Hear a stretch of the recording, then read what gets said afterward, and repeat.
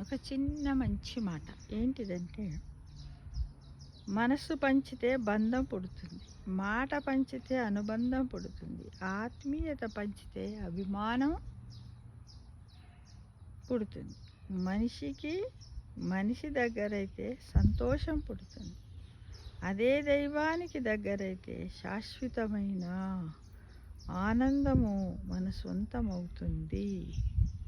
అదే అరుణాచల శివ, అరుణాచల శివ, అరుణాచల శివ, అరుణాచల, అరుణాచల శివ, అరుణాచల శివ, అరుణాచల శివ, అరుణాచల, అరుణాచల శివ, అరుణాచల శివ, అరుణాచల శివ, అరుణాచల అంటూ మన మనస్సును పంచుదాం, బంధాన్ని పెంచుదాం, మాటను పంచుదాం, అనుబంధాన్ని పొందుదాం, ఆత్మీయతను పంచుదాం, అభిమానాన్ని పొందుదాం, సంతోషాన్ని పంచుదాం.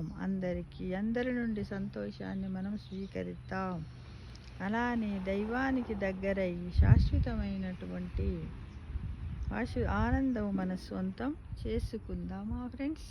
తప్పకుండా అలా చేద్దాం.